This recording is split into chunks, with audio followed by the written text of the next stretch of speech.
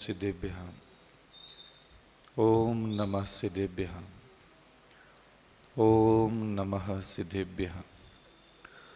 नमो अरिहन्तानं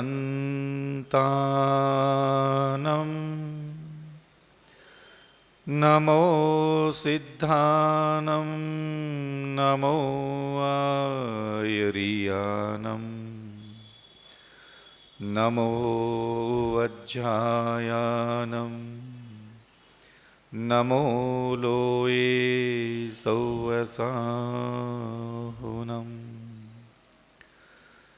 ओंकारं बिन्दुसंयुक्तं नित्यं ध्यायन्ति योगिनः कामदं मोक्षदं चैव ओंकाराय नमो नमः। अभिनंदननाथ भगवान की, पार्श्वनाथ भगवान की, आचार्य गुरुवर श्री विद्यासागर जी मुनि महाराज की जय। आचार्य श्री समय सागर जी मुनि महाराज की जय। निर्यापक आचार्य मुनि पुंगव सुधा सागर जी मुनि महाराज की जय। अहिंसा परमो धर्म की जय। परम पूज्य मुनि श्री 108 अविचल सागर जी महाराज की जय। परम श्रद्धेय क्षुल्लक श्री 105 विभद्र सागर जी महाराज की जय। स्वयंभू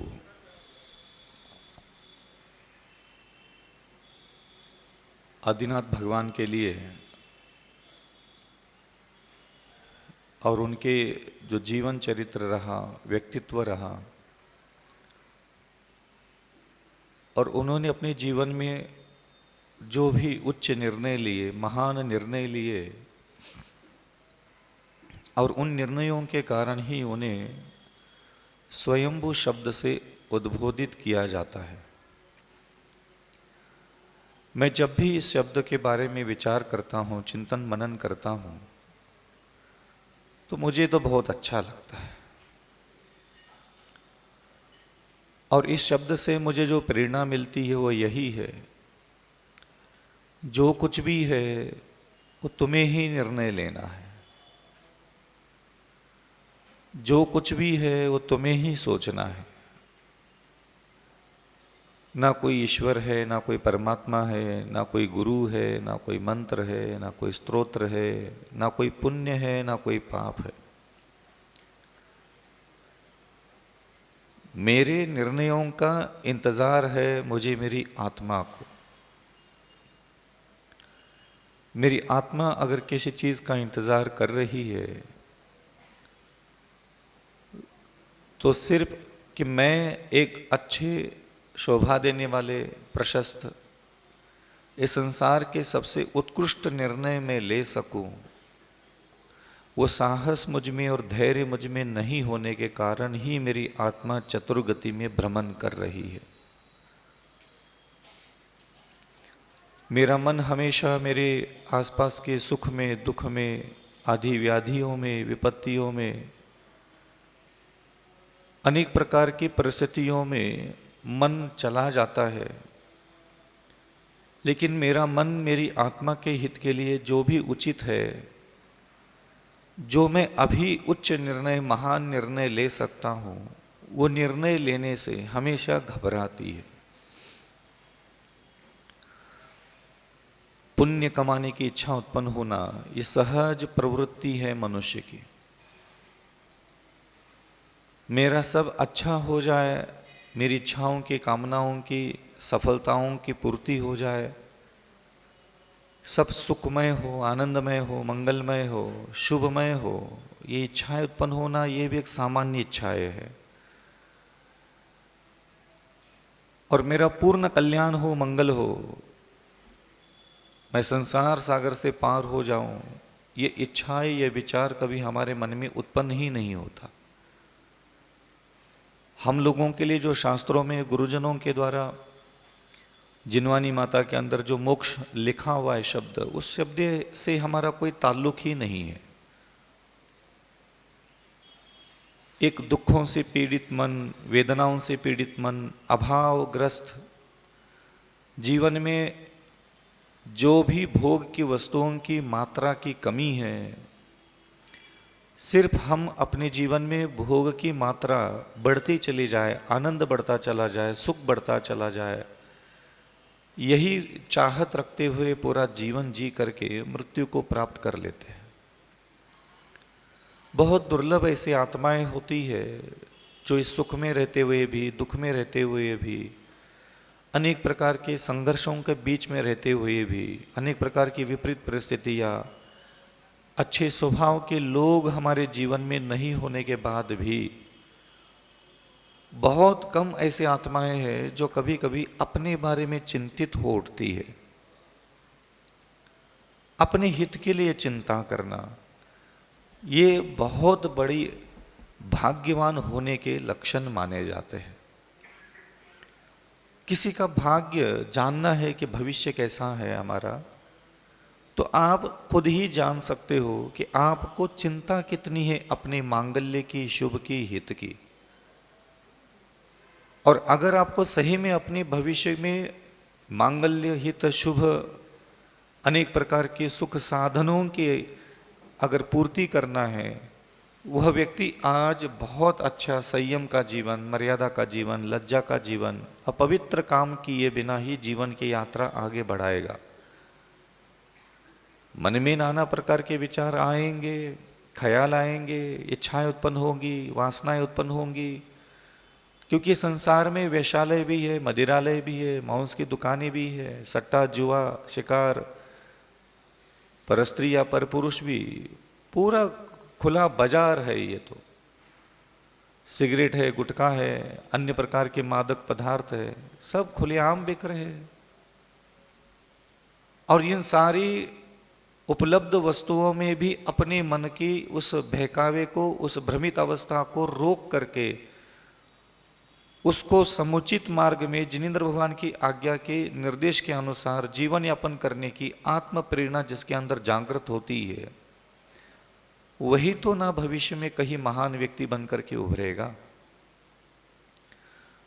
हर पल आसपास के रूप, लावण्य, सौंदर्य, हर पल जिसका मन भोजन, हर पल जिसका मन कपड़े, सोना चांदी, परस्त्री पर पुरुषों के लिए बहकता है, भ्रमित होता है, और वो उसी प्रकार के कर्म करता है जैसा उसके मन में बहकावा उत्पन्न होता है।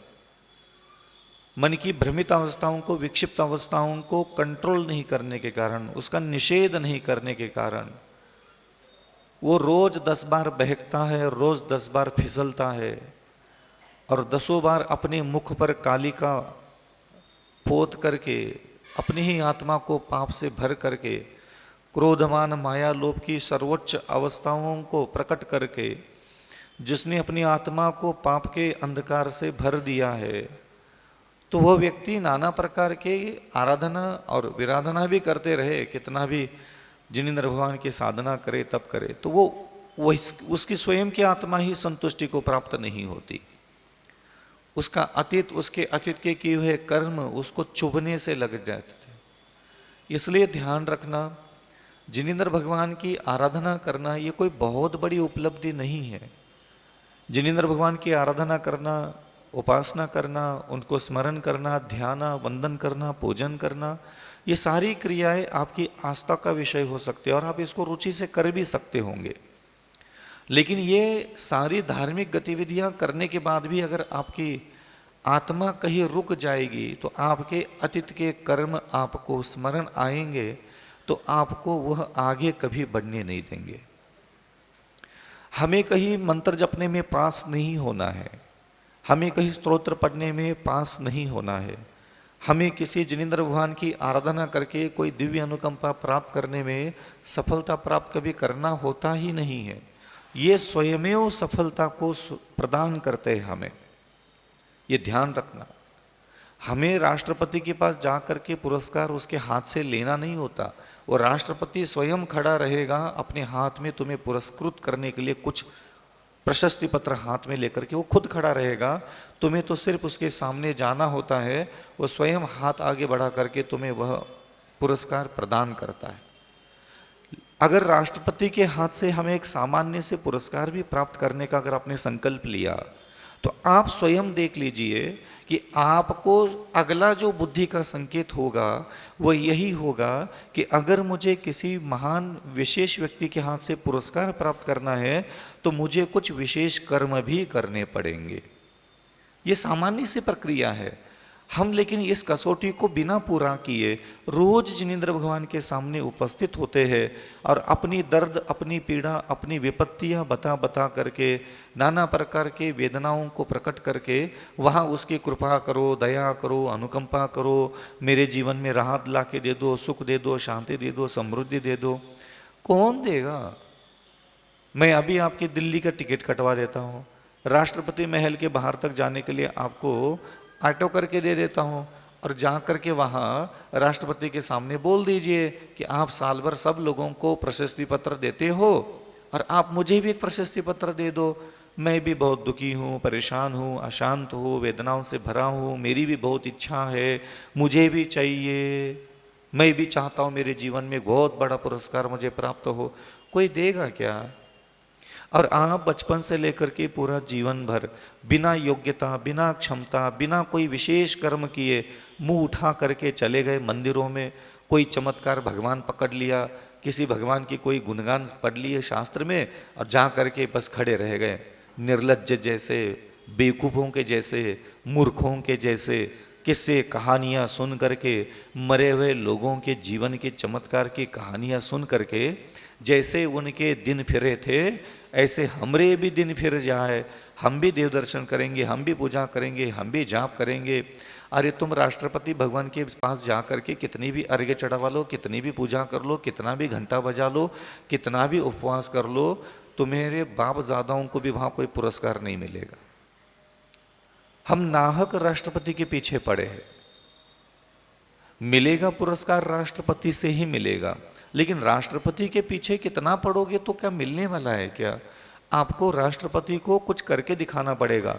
दया के क्षेत्र में, करुणा के क्षेत्र में, विनय के क्षेत्र में, क्षमा के क्षेत्र में, परोपकार के क्षेत्र में, जीव जंतुओं पर उपकार करके आपको कुछ इस विश्व में शांति, कुछ दया, कुछ करुणा, कुछ महान कार्य जब तक आप नहीं करोगे तब तक आपको कभी राष्ट्रपति पुरस्कार नहीं मिलेगा। आप कहोगे कि मैं राष्ट्रपति भवन बना के दे दूंगा तो राष्ट्रपति पुरस्कार देगा, नहीं मिलेगा। आप राष्ट्रपति का भवन भी बना दोगे, बना दिया ना आपने मेरे भगवान का भवन, नहीं मिलेगा कुछ भी। लेकिन आप राष्ट्रपति भवन बनाने के लिए 10,000 करोड़ रुपए दोगे तो भी आपको राष्ट्रपति पुरस्कार नहीं देगा। लेकिन अगर आप झोपड़पट्टी में घुस करके किसी दीनहीन गरीबों को, पशु पक्षियों पर कोई विशेष उपकार करोगे तो वो राष्ट्रपति खुद तुझे लेटर भेज करके अपने आंगन में बुलाएगा और राष्ट्रपति के सामने खड़े रहोगे तो वो स्वयं हाथ बढ़ा करके तुम्हें पुरस्कृत करेगा। यही संसार का वास्तविक नियम है। लेकिन तुम बस अपना दुख, अपनी पीड़ा, अपनी शांति, अशांति, अपनी आवश्यकताओं की लिस्ट भगवान को बता बता करके, उनको ऐसे गर्दन झुका करके, इमोशनल हो करके, भावुक होकर के नमोस्तु भगवान जी, बस ये तुम्हारी जो नमोस्तु है ये लोमड़ी से बेहतर और कुछ भी नहीं है। एक चालाक लोमड़िया जिस प्रकार अपनी इष्ट की वस्तु की प्राप्ति के लिए जिस प्रकार अनेक प्रकार के मायाचार से युक्त सोंग और ढोंग धारण करती है, कभी देखा है शिकार करते हुए? बिल्कुल शिकार के बगल में चुपके से, धीरे धीरे से, एक एक कदम फूकते फूकते चिपकली बढ़ाती है आगे। कभी देख लो उसकी चाल को। अपने शिकार के बगल में खड़ी रहती है लेकिन चुप खड़ी रहती है, बिल्कुल ध्यानस्थ मुनि के बराबर, बिल्कुल ऐसे शांत, जैसे मुझे तो कुछ संसार का कुछ चाहिए नहीं, मेरे सामने शिकार खड़ा है लेकिन मुझे कुछ नहीं चाहिए, मैं आंख बंद करके ऐसे बैठा हूं। और जैसे ही मौका मिलता है झपट्टा मार करके वो निगल करके आगे निकल जाती है। ऐसे ही हम भगवान के पास आकर के थोड़ा इमोशनल होकर के खड़े रहते, ध्यान रखियो भगवान, सब अच्छा करियो, सफलता मिल जाए, ये सोच के आए ना, सब अच्छा हो जाए। इतने भोले भाले, इतने सीधे साधे, इतने दुष्ट नीच मुहा मूर्ख हो तुम, तुम्हारे इस भोली भाली चाल को वो बहुत जानते हैं अच्छे से। दिव्य ज्ञान, दिव्य रिद्धियां सिद्धियां यूं हुई कोई तेरा भला करने के लिए नहीं मिली। तुम जैसे लोगों का छलावा, कपट, मूर्खता, विक्षिप्तता, हृदय किसी और को, प्रेम किसी और को, तृष्णा किसी और की और कृपा किसी और की मांग रहे हो, ये संभव नहीं है। भगवान हमेशा एक बात कहते हैं कि कृपा उसी पर होगी जो मुझे प्रेम करता है। सीधी सी बात है, तुम जिससे प्रेम करते हो अब उसी की कृपा मांग लो, और तुम चेक करो कि तुम प्रेम किसको करते हो। भगवान कहते मैं क्या करो इसमें, तुम मोह किसी और पर करो, प्रेम किसी और को करो, तृष्णा किसी और की, आसक्ति किसी और की, इंतजार किसी और का, चाहत किसी और की, धड़कने धड़क रही किसी और के लिए, किडनी फेफड़े हार्ट तक किसी के लिए गिरवी रख दिया, यादों में कोई और, ख्वाबों में कोई और, भोगना किसी और को, और कृपा किसके चाहिए है, कहाँ है, क्यों करेगा वो। तुम किराने की दुकान खोल के बैठ जाओ और तुम्हारे दुकान के सामने का जो मकान है वो पूरी दीपावली का सारा सामान किराने का कहीं और से खरीदे, मोमबत्ती कहीं और से खरीदे, फटाका कहीं और से खरीदे, बेसन के लड्डू कहीं और से खरीदे, मेवा मिठाई कहीं और से खरीद ले, और वो सारा सामान खरीद से कहीं और लाया और अपने आंगन में वो फटाका जलाने के लिए आया और माचिस की तिल्ली खरीदने के लिए तुम्हारे दुकान में घुस गया, तुम्हें कितनी खुशी मिलेगी ना, मिलेगी। अच्छा हुआ मेरे पास कम से कम माचिस की तिल्ली खरीदने के लिए तो आया लाला। हैं? क्या बोलोगे तुम, जो तुम्हारे पर बीतती ही वही रोज भगवान पर बीतती है तेरा थोबड़ा देख करके। समझ में आ रहा है, समझ में आ रहा है। उदाहरण तो बहुत अच्छे मिल जाते हैं, सेम टू सेम जय कांड भगवान के साथ होते हैं। वो भगवान है, वो तुम्हारे सामने खड़ा है और तुम किसी और के सामने जा करके किराने के सारा सामान ट्रकों से लेके आओ, गाड़ी भर भर करके लाओ, और वो किराने की दुकान वाला रोज वहां से बैठ करके सब देख रहा है, और बस वो घर में कोई चाय बन गई थी, दालचीनी नहीं थी, शरबत का सारा शक्कर, सारा पानी, सारा सामान बाहर से ले आए, और दालचीनी खत्म हो गई तो दालचीनी चार मांगने के लिए सामने की दुकान में चले जाओ, तो जैसे उसके छाती पर सांप लौटते हैं ना, यही हालत भगवान के लिए रोज होती है। तुम अपना ही अपना देखते हो। कभी कभी मैं भगवान के पास बैठता था तो मैं अपनी तरफ से उनके लिए कैसा फील होता होगा ये सोचता था। जब मैं शुरुआती साधक था, बहुत बाल्यावस्था बुद्धि थी, तो मैं देखता था क्या सही में भगवान को मुझे देख करके तो बहुत, मैं भगवान को देखता हूँ तो मुझे तो बहुत अच्छा लगता है, सुख मिल रहा है, सब मिल रहा है, पाप कट रहा है, पुण्य आ रहा है, मेरा तो सब बढ़िया चल रहा था टनाटन। लेकिन मैं कभी कभी साधना के उन क्षणों में ये भी देखता था क्या सही में मेरा जो भी मेरी बुद्धि है, विचार है, हृदय है, मेरे हृदय का प्रेम जिधर बहता है, मैं जिन भर किसी और का इंतजार करता हूँ, मैं किसी अन्न के लिए इतना, क्या मुझे देख करके उनको खुशी मिलती होगी? क्या मैं अपनी खुशी के लिए बस खाली भगवान के पास जाता हूं? तो जब मैंने उल्टा चक्र चलाया कि उनकी खुशी जिसमें है मैं वैसा बन गया क्या नहीं बन गया, मैं उनकी खुशी, उनका अंतःकरण प्रसन्न हो जाए, इसके लिए मैं क्या करूं, जब मैंने ये सोचना चालू किया तब मेरे चरित्र में, मेरे विचारों में, चिंतन में, मेरी भावनाओं में जो परिवर्तन हुआ वो अद्भुत अलौकिक हो गया। आप देख लीजिएगा, हमेशा व्यक्ति किसी और का प्रेम अगर पाना चाहता है उसके लिए हर गंदगी छोड़ने के लिए तैयार हो जाता है। और मैंने कई बार आपको इस बात को कहा है, एक पुरुष अपने जीवन में जितना भी सुधरा सुधरा सा होता है, या तो वह अपनी माँ के वास्ते, अपनी पत्नी के वास्ते, अपनी बहन के वास्ते। एक पुरुष कभी भी ना भगवान के वास्ते, ना गुरु के वास्ते, ना शास्त्र के वास्ते, ना स्वर्ग जाने के वास्ते कभी अपने अंदर की गंदगियां, अपना स्वभाव, अपनी बेवकूफियां कभी नहीं छोड़ सकता।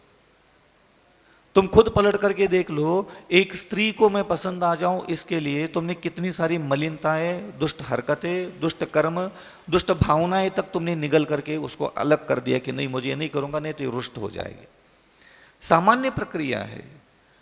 इसलिए मैं बार बार कहता हूं कि आप लोग अपने आसपास के लोगों को कहीं मैं नापसंद न लगने लग जाऊं, इसलिए जितनी बुरी आदतें, बुरी कर्म, बुरी बातें छोड़ दी है उतनी आपने जिनवानी से प्रभावित होकर के नहीं छोड़ी अभी तक। मैं घर में गुस्सा कर लूंगी तो मेरा पति नाराज हो जाएगा, इसलिए कई बार गुस्सा पी लिया आपने।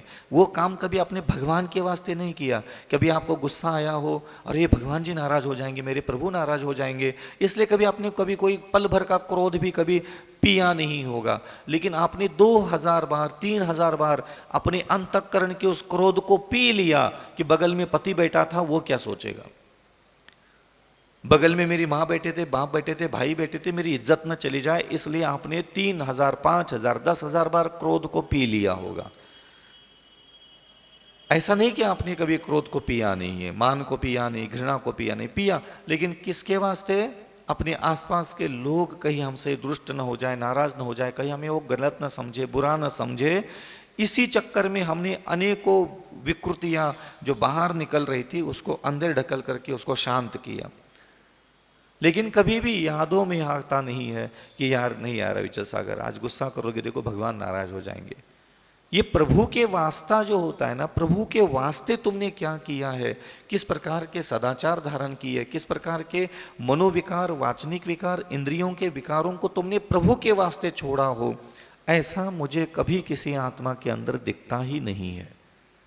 कई सारे व्यक्तियों को मैं देखता हूँ, वो सज्जन है, सदाचारी है, सभ्य है, उन्होंने कभी कोई अपराध नहीं किया, लेकिन मैं ये देखता हूँ कि भले ही वो सभ्य है, सदाचारी है, विवेकवान है, मर्यादा में रहता है, पाप नहीं किए उन्होंने, लेकिन वो पाप क्यों नहीं किए उसने, ये जब मैं देखता हूँ तो वहाँ कोई ईश्वर परमात्मा नहीं होता।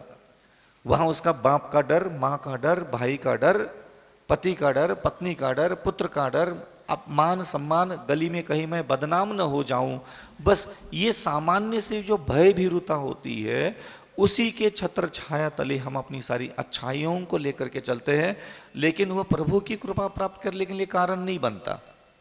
मतलब यह है कि तुम सभ्य हो, सदाचारी हो, विवेकवान भी हो, तो भी तुम्हें प्रभु की विशेष कृपा प्राप्त नहीं होगी, क्योंकि वो तुमने सारी अच्छाइयां किसी और के वास्ते धारण की है।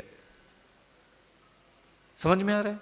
आप एक अपने शरीर पर कोई एक श्रृंगार करो, बिंदी अच्छे से लगाओ, कभी नथनी अच्छे से लगाओ, गले में नेकलेस अच्छे से पहनो, और किसी एक व्यक्ति को जाके सुना दो मैंने ये सिर्फ तेरे लिए पहना है, तेरे लिए अच्छा लगने के लिए मैंने श्रृंगार किया।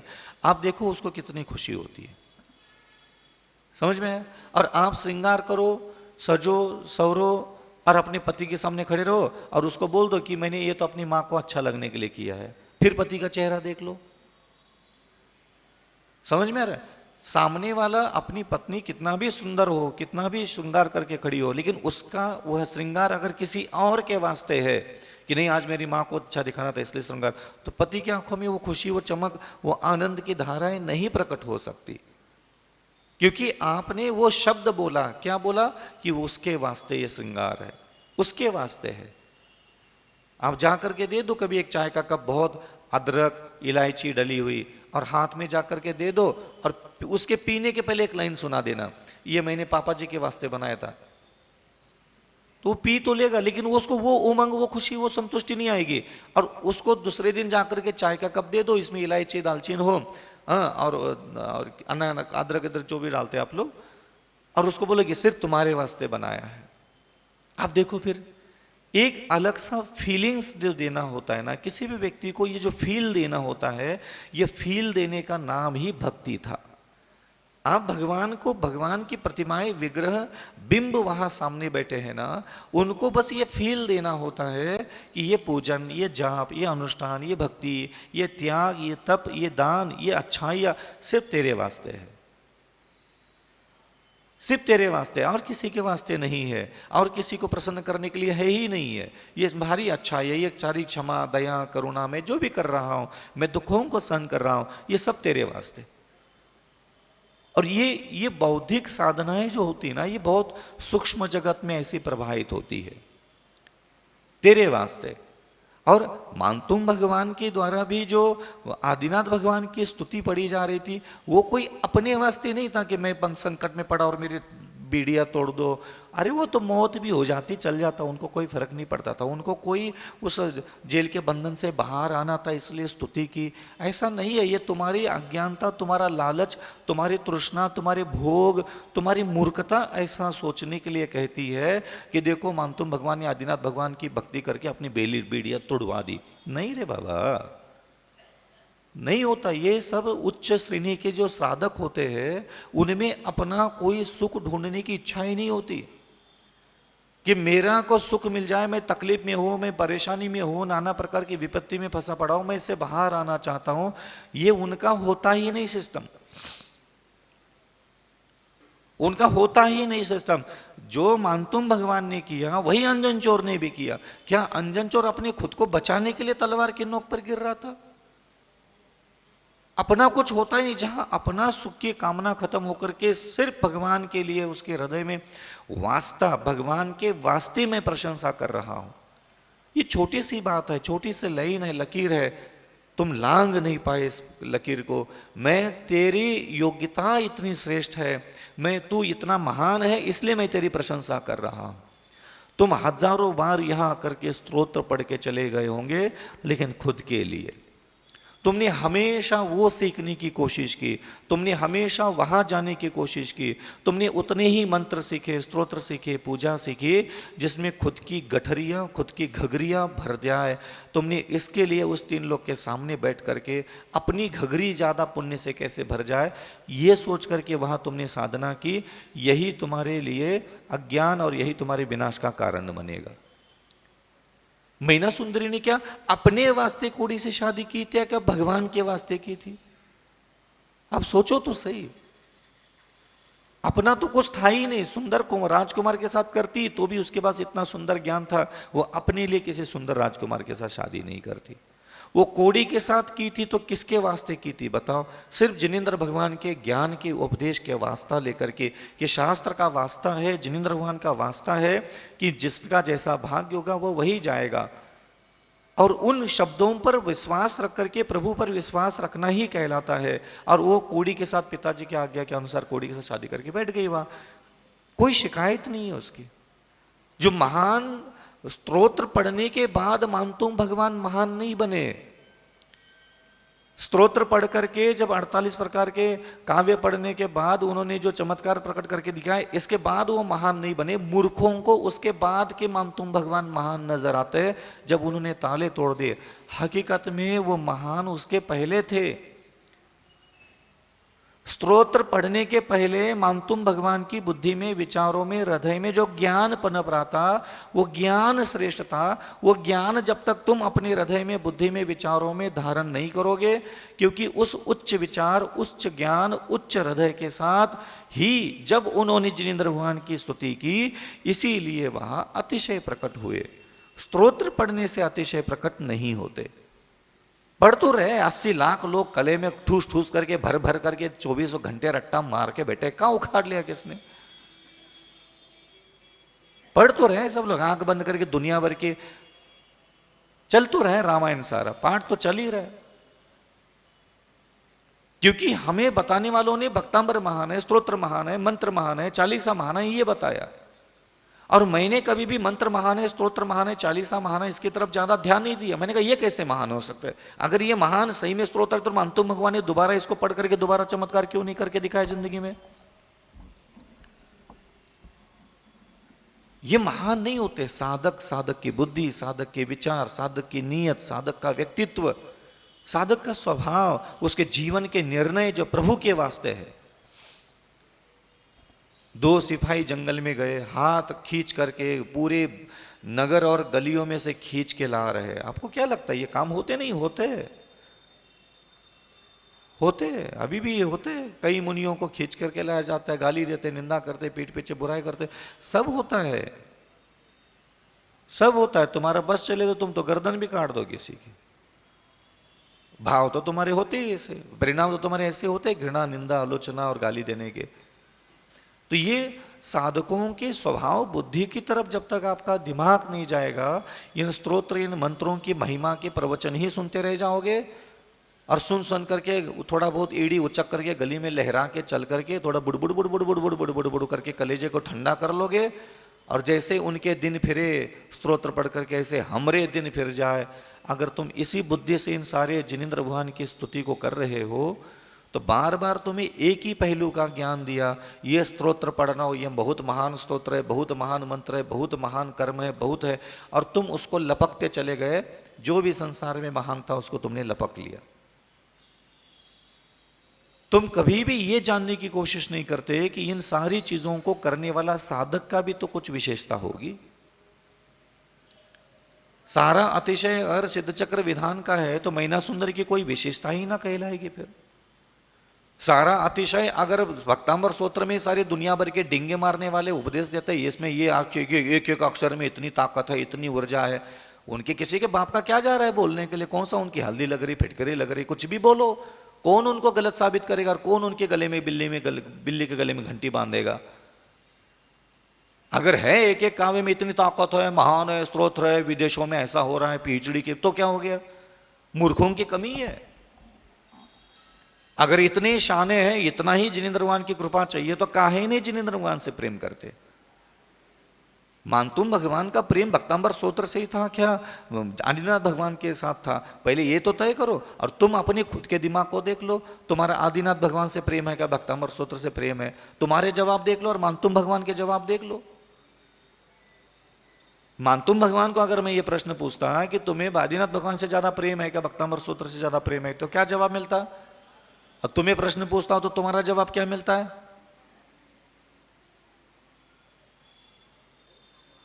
समझ में आ रहा है ना?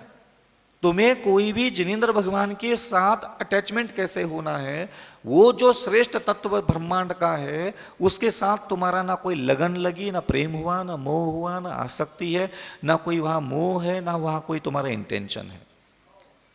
24 घंटे में जितना तुम मंत्र में, स्तोत्र में, चालीसा में, दुनिया भर के सारी चीजों में डुबकियां लगाना चाहते हो, उतना तुम कभी भी भगवान में नहीं डूबना चाहते। मैं भगवान में डूब जाऊं कभी इच्छा होती है? सामने ही तो बैठे, वेदी पर बैठे, 24 वेदी मेरे गुरुदेव ने इतने शानदार ब्रह्मांड के सर्वोत्कृष्ट 24 बना के रख दी। कौन डूबना जानता है उसको? कौन डूबना? तुम डूब जाओ, तुम डूब जाओ, तुम्हारा खानदान डूब जाए उस जिनेंद्र भगवान के जिनबिंबों में। वो स्तोत्रों में भी वही जिनबिंबों की महिमा है, उस मंत्र में भी वही जिनबिंबों की महिमा है, वो चालीसा में भी वही जिनबिंबों की महिमा है। ये सारे किताबें भी उसी जिनबिंबों की महिमा के बारे में बताते हैं। और तुम उसमें डूबना नहीं जानते, उसमें रमना नहीं जानते, उसको देखना नहीं जानते, उसका अवलोकन करना नहीं चाहते, उससे प्रेम करना नहीं चाहते, और तुम नमो हरियंतानम बोलते हो, तुम नमो सिद्धानम बोल रहे हो। यही बैठ करके गुड़गुड़ गुड़गुड़ गुड़गुड़ मंत्र पढ़ लो, नमोकार दुनिया का सबसे महान मंत्र मैं पढ़ रहा हूं। हाँ, मंत्र में है कौन? नमो हरियंतानम। अरहंत कहां है? वहां वेदी पे बैठे। वो वेदी में बैठने वाले उस अरहंत से तुम्हारा कोई लेना देना नहीं। नमो सिद्धानम, उस नमोकार मंत्र के दूसरी लाइन में नमो सिद्धानम, उसको तुम चाव से पढ़ो, नमो सिद्धानम। वो वेदी पर बैठे हैं नमो सिद्धानम की प्रतिमा, उस प्रतिमा को तुम्हारे मां ने, बाप ने, दादा ने कभी जाकर के नमोस्तु नहीं की। कोई भी श्रवण सभा का व्यक्ति उठ करके बता दे कि वेदी पर जो सिद्ध भगवान की प्रतिमा रखी रहती उसको कोई नमस्तु करता है। तुमने कभी उस वेदी पर रखे हुए सिद्ध भगवान के नमस्तु की? तुमने कभी वेदी पर बैठे हुए सिद्ध भगवान को ढूंढने के लिए तुम्हारी आंखें कभी घूमती इधर उधर, सिद्ध भगवान कहां रखे?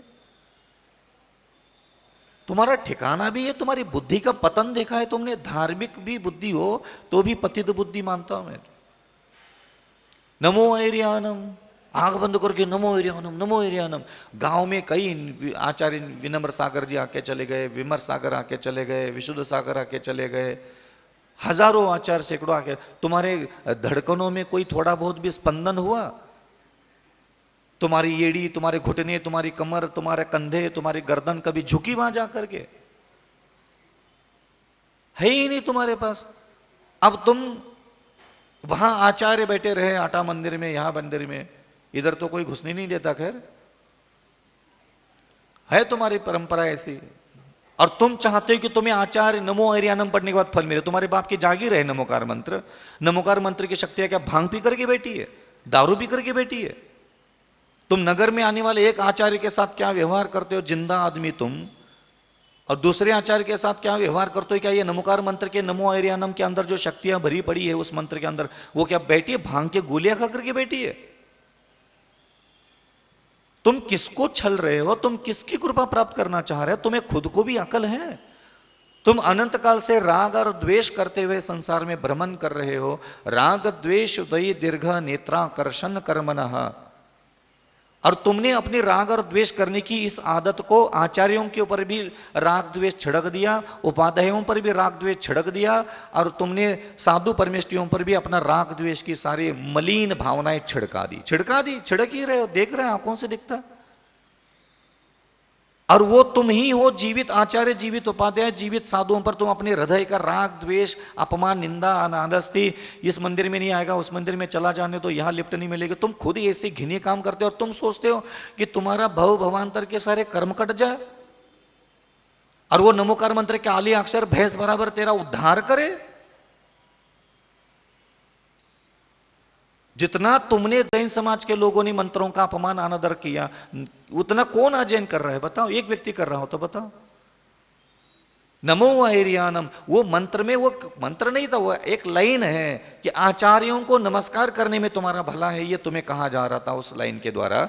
लेकिन तुमने काली जबान, मलिन जबान, जो निरंतर स्त्री पुरुषों को प्रभावित करने के लिए अपनी वाणी की कुशलता का इस्तेमाल करते हुए दिन भर राग द्वेष छल कपट तृष्णा के शब्द बोलती रहती है, उस शब्द से बस खाली तुम्हें लगा कि आंख बंद करके ऐसे एकाग्र चित्त होकर के भावपूर्वक ऐसे नमो रिंतान नमो सिद्धान नमो नमो चन ऐसा बोलोगे तो तुम्हारे सारे कर्म कट जाएंगे, भाग्य खुल जाएंगे। हाउ तुम्हारे खुल रहे? बेवकूफ तुम हो सकते हो, महान शक्ति या महान सूत्र बेवकूफ नहीं है। तुम्हारी मां, तुम्हारे बाप, तुम्हारे गुरु तुम्हें अच्छी शिक्षा नहीं दे सकते, तो क्या वो बेवकूफ है?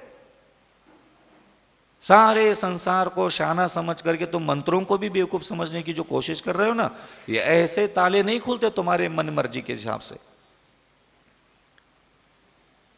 आप सोच लिए, जो एक समय 1 घंटा पहले अंजन चोर जैसा वेश्यालय में रहने वाला, मदिरा मांस सेवन करने वाला, चोरी चपाटी करने वाले उस व्यक्ति को भी जिस दिगंबर साधु ने संन्यास दिया होगा, आप देख लो उसकी महानता कितनी श्रेष्ठ होगी।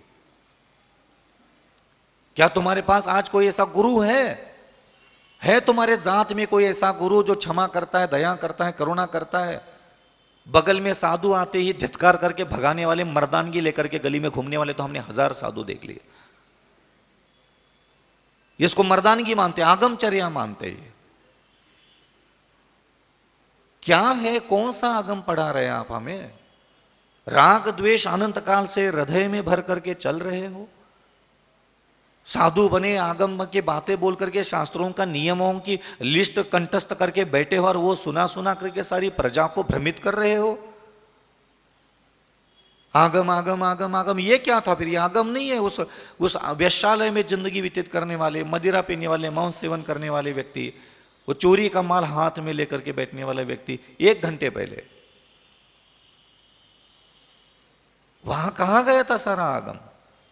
उस साधु को तो कोई लज्जा नहीं आई, उस साधु को तो कोई शर्म नहीं आई होगी संन्यास देकर के। उसको साधु कितना विश्वास किया होगा, कितने दयालु, कितने परोपकारी, कितने सहिष्णु होंगे।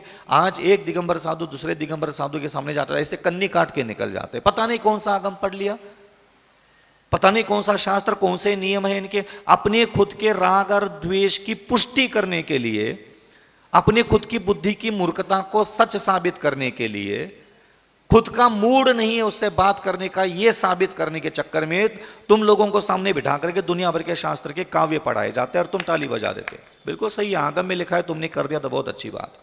फिर उस राग द्वेष का क्या है? अगर आगम में लिखी हुई लाइनें भी अगर तुझे किसी का अपमान, अविनय, अनादर और अवहेलना करना सिखाती है, फिर उन शास्त्रों का दुनिया में क्यों होना चाहिए? होना ही नहीं चाहिए उन शास्त्रों की दुनिया में।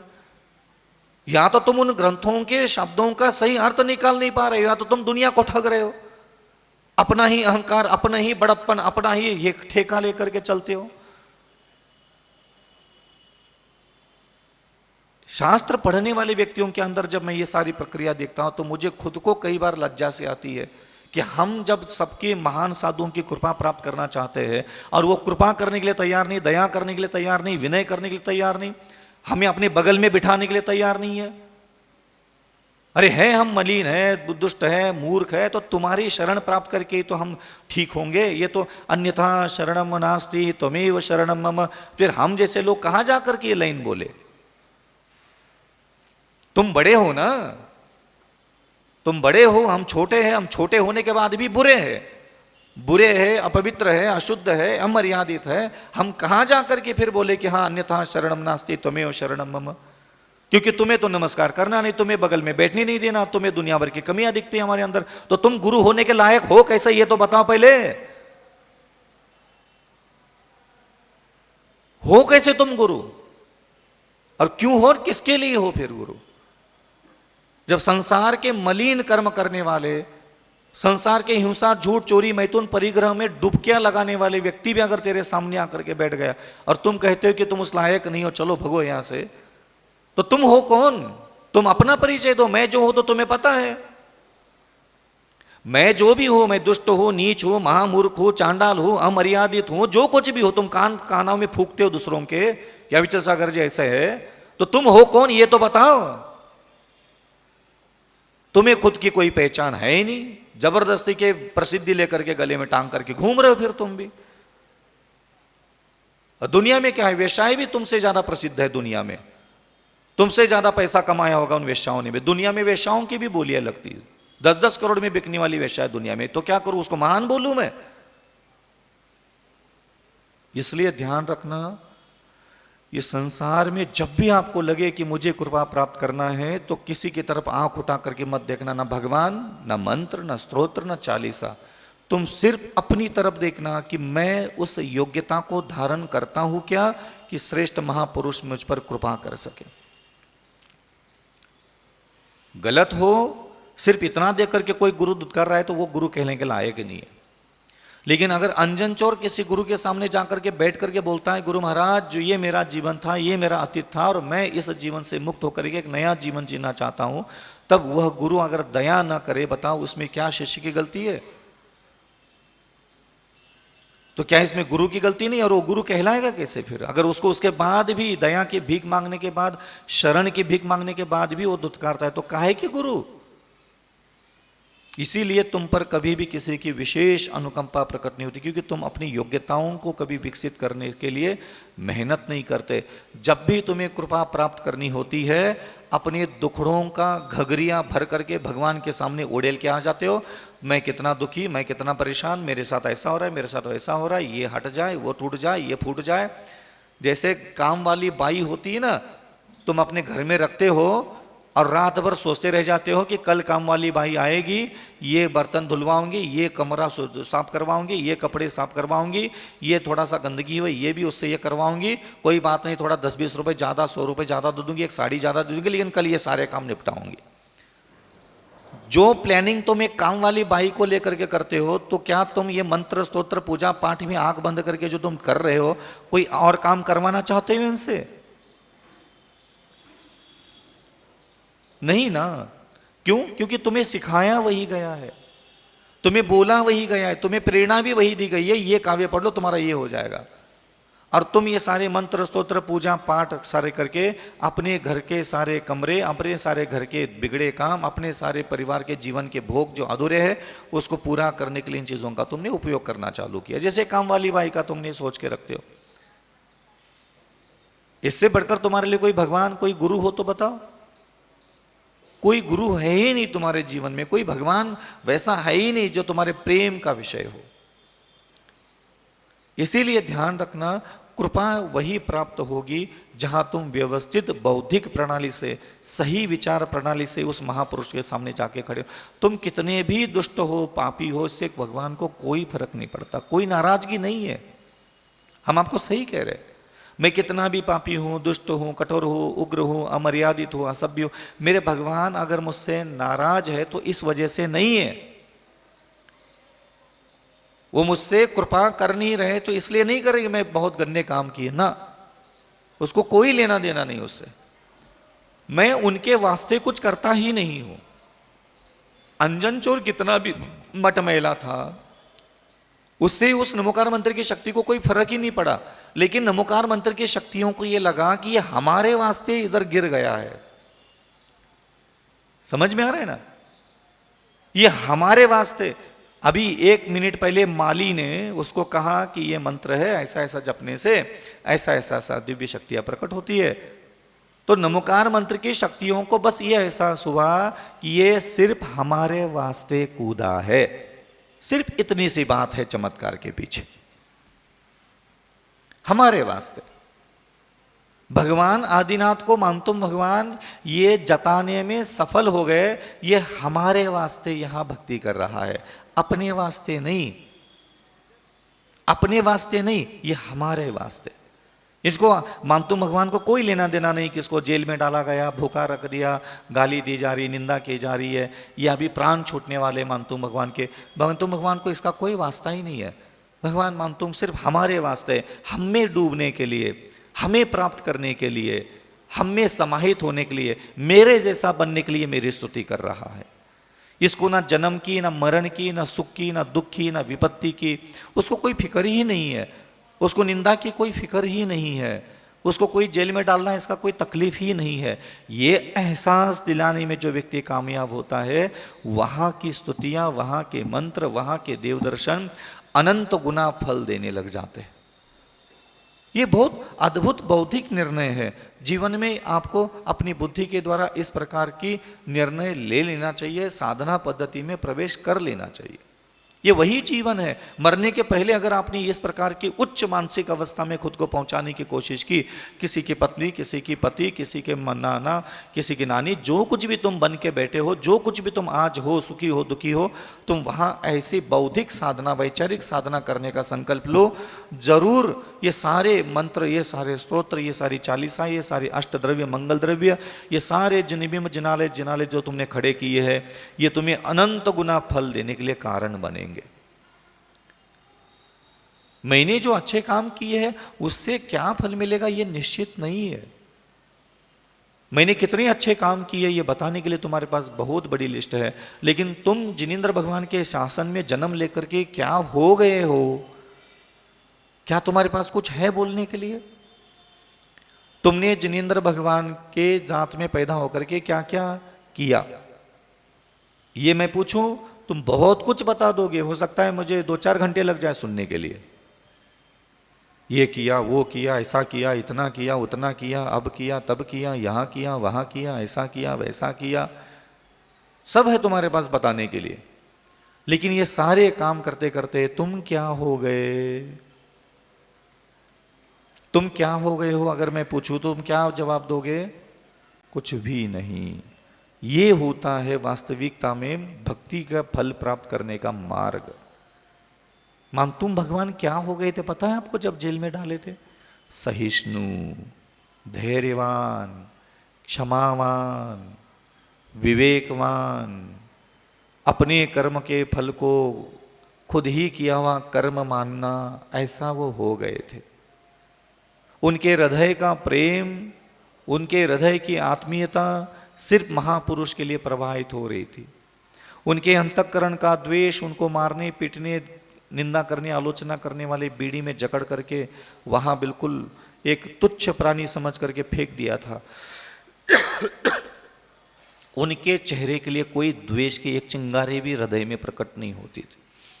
ये स्वयं की योग्यताएं होती है। आप सोच लो, आपको दुख पहुंचाने वाले व्यक्ति के लिए कितना बदला, कितना द्वेष, कितना हिसाब किताब चुकता करने के पल भर में ख्याल आपके अंदर आते। मैं मुनि होकर के भी अगर आपका थोड़ा सा अपमान करूं, आप नहीं छोड़ोगे मुझे। आप आंख उठा करके देखोगे मुझे, घृणा के 4 शब्द बोलोगे मेरे लिए, और गली गली में, घर घर में जा करके मेरी बुराइयां करते हुए तुम देखोगे। मैं तुझे ऐसा ही योग्यता का जानता हूं, तुम इससे ज्यादा कुछ हो ही नहीं। तुम किसी को नहीं छोड़ सकते। ना तुम आचार्य विद्यासागर जैसे महान साधुओं को छोड़ते हो, ना तुम निरापक श्रमण मुनि पुंग सुधासागर महाराज को छोड़ते हो, ना प्रमाण सागर जी को छोड़ते हो। जो तुम्हारे लिए नाराजगी प्रदान करे, पल भर तेरे मन का ना करे, तुम उसको माँ बहन के गालियां देने से चूकोगे नहीं, चाहे मैं भी क्यों ना हो। तुम्हारी औकात ही यही है। नहीं है तुम्हें लगता है औकात नहीं तो आके खड़े बैठ जाओ। एक बार तुझे बोल दो चल दूर से दर्शन कर ले, फिर देख लेना तुम्हारे दिमाग में मेरे लिए कितनी घृणा, कितना द्वेष। तुम्हारी औकात तुम नहीं जानते, हम जानते। अभी धीरे से अभिनंदनाथ भगवान आकर कल रात में सपने में आकर के बोल दे कि है तो रोज आता है मेरे सामने 2-2 घंटे बैठता है, लेकिन मैं तेरे ऊपर कृपा नहीं करूंगा, तेरी इतनी औकात नहीं कि दूसरे दिन जाकर के वही बैठ के ध्यान कर ले। समझ में आ रहा है? तेरी इतनी औकात नहीं है। सपने में भगवान बोल के चले गए कि तो यार रोज बैठता 2-2 घंटे, बेवकूफ आदमी, मैं तेरे कोई तेरे पर फिर भी उपकार नहीं करने वाला, करुणा नहीं करने वाला। अगर कोई भगवान ही बोल के चले जाए, तुम सुबह उस भगवान के सामने 10 मिनट भी बैठना नहीं चाहोगे। तुम ऐसे ही हो और तुम्हें लगता है तुम ऐसे नहीं हो, तो साबित करके दिखाओ, साबित करके दिखाओ ना। जहां भी तुम्हें जाना होता है वहां तुम्हें सामने वाला व्यक्ति खुश करे, यही तुम्हारी बुद्धि की डिमांड होती है, और कुछ है ही नहीं। अविचल सागर जी के बगल में आ जाओ, मैं दुत्कार दो एक बार, चलो चलो बगैर ऐसे दर्शन करो, चलो यहाँ से, कसम खाओगे गेट के बाहर जाने वाले दोबारा जिंदगी में कदम न रखूंगा अविचल सागर। तुम्हारी औकात है इससे ज्यादा कुछ और बुरा सोचने की? अच्छा सोचने की औकात है? हो तो बताओ। है ही नहीं। तुम्हारा बुद्धि में कोई विकास ही नहीं है। बस माँ ने पैदा किया और धरती पर छोड़ दिया, खाना खाने को मिलता है, रोटी बनाने वाले मिले, खाना खा करके जिंदा हो, मरे नहीं इसलिए बस जिंदा हो। तुम्हारी ना कोई योग्यता है, ना विशेषता है, निपुणता है, ना कोई क्षमाशीलता, दयाशीलता, ना कोई विचारणीयता, तुम्हारे पास कुछ है ही नहीं। बगल में जो जिंदगी में लेके बैठे वो भी काम वासना से तड़पता है, उसको भी अपनी काम वासना पूरी करनी, तुम्हारे अंदर भी काम वासना है, तो जोड़ी चल रही है शांति से। उसको खाना बनाना आता है तो उसे खाना खाना आता है, तुम्हारे गंदे कपड़े गंदे हो जाते हैं, उसको धोना आता है। उसको कुछ और चाहिए इसलिए तुम्हारे पास बैठा है, तुम्हें कुछ और चाहिए हो इसलिए तुम उसके बगल में बैठे हो। समझ में आ रहा है कुछ कह रहा हूं? सर पे एक्सेल डाल डाल करके, टाइट डाल डाल करके धो रहे तो धोने वाली चीजें तो जल्दी समझ में आती है। ये जो अहंकार घमंड लेकर के धुतकार करके भगवंतों को, गुरुजनों को घूमते हो ना, इसलिए घूमते हो कि तुम्हारी कामवासना, तुम्हारी तृष्णा, तुम्हारे भोजन, तुम्हारी दुकानदारी कहीं और चलती है, तुम्हारी सारी कामनाओं की पूर्ति कहीं और है। वो तो सुरक्षित रखते हो तुम, वो तो सुरक्षित रखते हो, उसको कभी डिस्टर्ब नहीं करते। छोड़ने के लिए गुरु, अपमान करने के लिए गुरु, निंदा करने के लिए गुरु। सबसे पहले सारे व्हाट्सएप भर जाते गुरु की निंदा करते,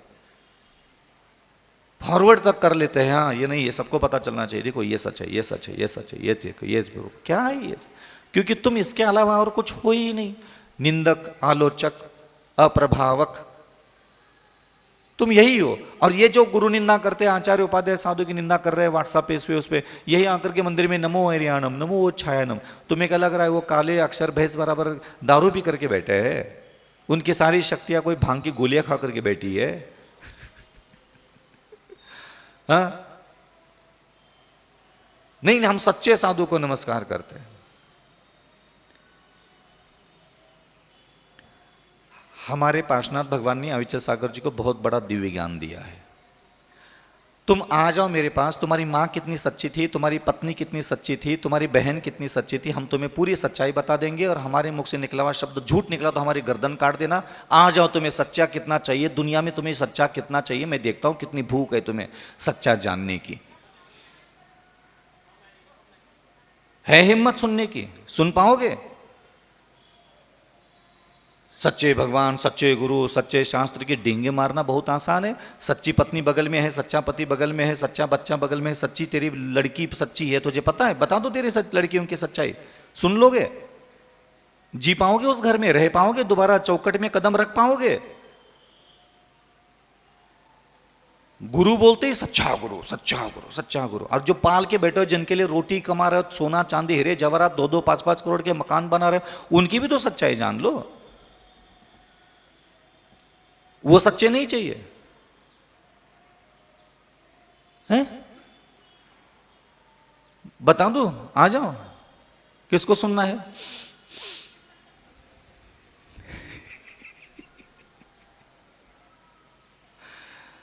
नहीं, सच्चा श्रावक भी तो होता है। क्या तुम्हारी मां श्रावक नहीं है, श्राविका नहीं है, तुम्हारा बाप नहीं है, तुम्हारा भाई नहीं है, तुम्हारी बहन नहीं है? तुम्हारी बेटियां नहीं है तो वो सच्चे नहीं चाहिए, नहीं चाहिए। सच्चा सच्चा बोल करके खुद का जीवन तो तबाह कर लिया। सच्चे गुरु सच्चे गुरु, ये प्रवचन करने वाले लोगों ने भी प्रवचन ऐसे ऐसे कर लिए, सच्चा साधु जैसे उनके पास कोई दिव्य ज्ञान था और दिव्य ज्ञान से देख करके तुम्हें कोई बता रहा है कि फलाना साधु सच्चा है। तुम्हें क्या पता किस साधु के बारे में क्या है, किसका पर्सनल जीवन किसको पता होता है? किसी को पता होता है पर्सनल जीवन? तुम्हारा पर्सनल जीवन, आज तुम 40 साल से उस घर में रहते हो, तुम्हारी सच्चाई को, तुम्हारी पत्नी को, तुम्हारी माँ को, तुम्हारे बाप को, तुम्हारे भाई को, तुम्हारे बेटे को कितनी तुम्हारी सच्चाई पता है? तुम बता सकते हो? जब तुम पूरे 15, 20, 25 लोगों के घर के बीच में रहते हो, उसके बाद भी आंखों में धूल झोंक करके सारे काम करते हो और कानो कान खबर नहीं लगती किसी को। समझ में आ रहा है? इसीलिए ध्यान रखना, ये सारा संसार जिस दिशा में दौड़ पड़ा, सच्चा साधु सच्चा साधु सच्चा साधु देख लो, इस दौड़ में तुम्हारी आंखों पे एक ऐसी पट्टी बांधी गई कि तुम्हें ये कभी कोई नहीं सिखाने वाला कि नगर में आने वाला प्रत्येक साधु के लिए आहारचर्या, औषधि, अन्य प्रकार की सेवा सुरक्षा, तुम्हारे सारे मंदिरों का काम होता है, तुम्हारी सारी जिम्मेदारी होती है, लेकिन तुमने ये काम कभी करना जरूरी नहीं समझा। तुमने सच्चा साधु की पट्टी बांधी गई थी। और तुम्हारे हिसाब से सच्चा साधु कौन है? जो प्रवचन करने में सफल हो गया, जो प्रवचन करके भीड़ जुटाने में कामयाब हो गया, जिसकी प्रसिद्धि चारों तरफ दिशाओं में फैलने लगी, तुमने उसी को सच्चा साधु बोला ना। क्या है तुम्हारे पास सच्चे साधु की कसौटी? चर्या अच्छी है। क्या चर्या अच्छी थी बताओ विद्यासागर महाराज की? क्या चर्या अच्छी है बताओ थोड़ा सुधासागर महाराज की? क्या चर्या अच्छी है बताओ थोड़ा प्रमाण सागर महाराज की? और क्या चर्या मेरी बुरी है बताओ थोड़ा विजय सागर महाराज की? क्या चर्या बुरी बताओ थोड़ा सा चुल्लक जी की? कुछ अता पता है ही नहीं। अभी मैं यहां बैठा हूं, थोड़ा प्रवचन अभी 2-4-6 महीने से करने लगा, लोग तुरंत बोलने लगे चर्या महाराज की बहुत अच्छी। तो मुझे हंसी आती कभी कभी, मैं ध्यान में बैठता हूं तो मैं सही कह रहा हूं, मुझसे साफ सुथरा बोलने वाला तुम्हें मर जाओ तो भी ना मिलेगा है? प्रवचन करने में मैं पास होने लगा, आजकल प्रवचन थोड़ा सा चमकदार, थोड़ा सा वो चिंतान करने लगा तो मैं सच्चा साधु दिखने लगा मेरे अंदर, उत्कृष्टचर्या दिखने लगी मेरे अंदर। 2-4 कुंद भगवान के गाथा सुना देता तुम तो मुझे और चतुर्थ काल के भगवान ही बना देते। बन गए कहीं, यही तो बन के बैठे तुम्हारे जात के सारे लोग। तुम तो वही के वही हो, तुम्हारी बुद्धि, तुम्हारे विचार, तुम्हारी नीयत, तुम्हारा हृदय, तुम्हारी वासनाएं, तुम्हारी तृष्णाएं तो वही की वही है। मरे हुए लोगों की किताबें पढ़ करके उन किताबों की 4 बातें तुम्हारे सामने डिंगे मार करके वो तो भारत के दुनिया के सबसे बड़े अध्यात्म सरोवर के राजहंस बन के बैठ गए। वो भी कुछ नहीं, वो भी वही के वही है। उनका भी बुद्धि, विचार, चरित्र कोई है ही नहीं, बस वो पुण्य फल गया, वो यश कीर्ति बढ़ गई, बस वो वही इसलिए वहां है, और कुछ है ही नहीं। सच्ची चर्या, झूठी चर्या कुछ होती ही नहीं है। चतुर्थ काल की चर्या क्या होती रे? चतुर्थ काल की चर्या तेरे कलेजे को जितना जो ठंडक पहुंचाए, तुम्हारे लिए वही साधु चतुर्थ काल का हो जाता है। तुम्हारे कलेजे को, फेफड़े को कोई डिस्टर्ब कर दे, काहे की चर्या, काहे का महाराज, काहे का विजय सागर, अरे बेकार का महाराज। ये चतुर्थ काल की चर्या की कसौटी है। तुम्हारे कलेजे को ठंडक मिलती है, बस चतुर्थ काल की चर्या हो गई हमारी। अगर है चतुर्थ काल की चर्या तो कहां है रिद्धियां, सिद्धियां, शक्तियां, आत्म वैभव? कहां है वो सारे जिनेंद्र भगवान के जिन शासन का सारा वैभव तुमने प्राप्त किया? है ही नहीं कुछ। 2-2 कोड़ी के कपड़े पहनने वाले लोग तो, ये बागेश्वर जैसे लोग तो दुनिया भर के चमत्कार करके दुनिया को रिझा करे। तुम्हारे पास क्या है? प्राप्त कुछ किया नहीं, हासिल कुछ किया नहीं। बोले नहीं, जैन साधु कभी इन चक्करों में नहीं पड़ते हैं। तो ये सारे भगवान ने जो समोशरण में ज्ञान दिया, यंत्र का, मंत्र का, तंत्र का, तो ये क्या क्या अंजन चोर के लिए इस्तेमाल करने के लिए दिया था क्या है? मुंह में अंगूर नहीं आते तो खट्टे। इसलिए ध्यान रखना, इन चीजों में मत पड़ो। आप सिर्फ अपने बारे में चिंतन किया करो दिन भर, मैं कैसा हूं, मुझे अभी क्या करना चाहिए, अपने बारे में चिंतन करो। अपना स्वभाव, अपनी बुद्धि, अपनी वाणी, अपनी नीयत, अपना चरित्र, दिन भर सिर्फ अपने बारे में। दुनिया की चिंता छोड़ दो, भगवान भगवान सब छोड़ दो 2-4-6 महीने के लिए, और 24 घंटे जो तुम्हारे पास दिमाग है, उस दिमाग का इस्तेमाल सिर्फ खुद कैसे उठ रहे हैं, कैसे बैठ रहे हैं, कैसे स्त्री को देख रहे हैं, कैसे पुरुष को देख रहा हूं, कैसे खाना खा रहा हूं, कैसे कपड़े पहन रहा हूं, किस बुद्धि से रिश्ते निभा रहा हूं। थोड़ा सा 6 महीने दुनिया भर के धर्म कर्म जैन हूं ये भूल जाओ और 24 घंटे खुद का उठना बैठना बोलना चलना खाना पीना रिश्ते निभाने पर नजर रखो। तुम क्या बन गए हो ये सारी चीजों की तरफ ध्यान नहीं देने का कारण ये भी तो चेक कर लो। क्या हो गए तुम ये सारी चीजों की तरफ ध्यान नहीं दिए। इसलिए ध्यान रखना बंधु, आत्म ध्यान का मतलब ये नहीं कि ऐसे आंख बंद करके आत्म ध्यान करते।